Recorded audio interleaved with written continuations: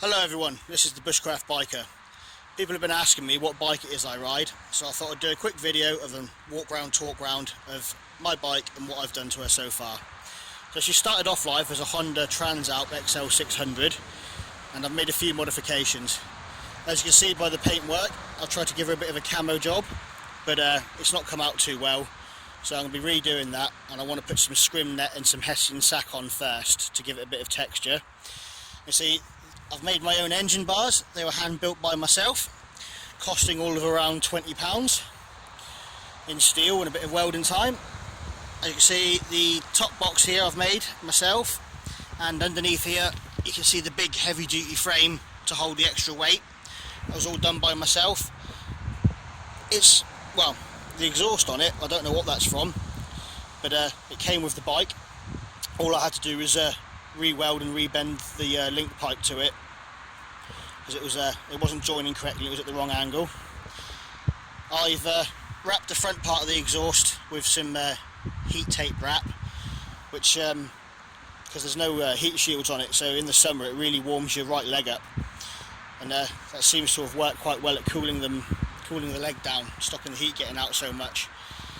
Come around the front here and you can see I've put two 6 LED spotlights on it, which compared to the old original headlight are a hell of a lot better, and I can actually see the road at night time now. I'm running on Mitas EO7 tyres, front and rear, and they're very good tyres. They're great off-road. They're sticky on the road still as well, but anything over 70 mile an hour with the tread, it does give you some vibrations. So anything over 70 mile an hour for a sustained period, you start getting numb hands and numb feet. Right, the top box.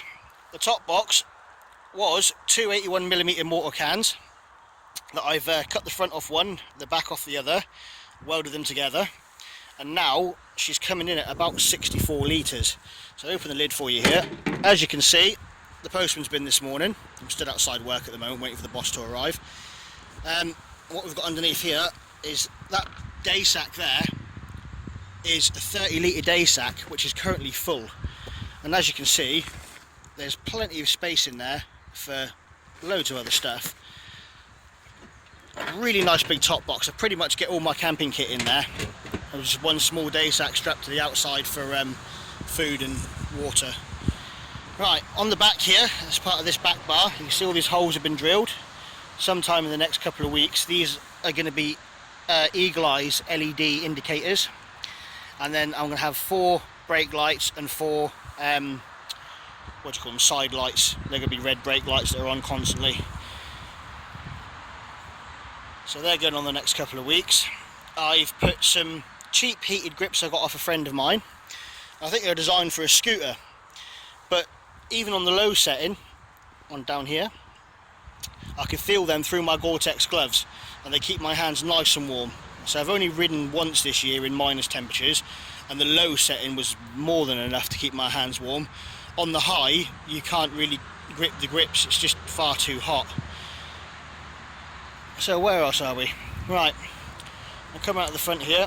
What else I'm going to do is on these panels here, I'm going to put a few more Eagle Eyes LEDs to act as indicators, and I'm going to take these front indicators off and quite possibly just use them as cooling vents to run some tubing to the engine, because for some reason I can't get the fans to work on the radiators. So I'm going to run some pipe from behind those straight to the radiators, which are directly behind there, down there. So that'll help me cool the bike off while I'm riding. Right, so my helmet is a K-Berg Ego. It's a lovely helmet. I rode for the first year with a Viper RX helmet, which is a dual sport thing. It had a peak visor on it, and it didn't have pin lock. I didn't know what pin lock was at the time, and any time it got cold or wet, my visor used to steam up and I couldn't see anything. So I decided to go for a helmet with this pin lock, and it is amazing. I swear by pin lock now, it's brilliant. It doesn't steam up at all. I can see day and night, rain, shine, anything. So on the side there you can see there's my Drift HD Ghost camera mounted, and on this side I've got my Scala Rider G9X. Brilliant bit of kit that. Bit too much for me and it was a bit expensive. I wish they got a lower version now, because I did want it for the 8 rider feature, but I didn't realise that it only actually does 4 riders at a time, and then to get the other 4 riders on you have to knock the first riders off one at a time to speak to them. So it doesn't really do 8, it does 4 as a group. But the best thing about it for the summer is this massive vent. It's gorgeous and it goes right the way through. I would show you the other side, but I can't hold the helmet up with one hand and show you. But that vent goes straight through to the inside, and it acts really well in the summer to keep you cool. So come back here, and as you can see behind my top box, it's blowing some soot. So I think the engine's going to need a rebuild soon. But say it is at 91,303 miles. Let me just get that in there. Let it focus. 91,303 miles, and that's the original engine. So she's done well, and she goes like the clappers. She's a great old gal. So there you go. Now you know what I ride and what it looks like. Thanks very much for watching.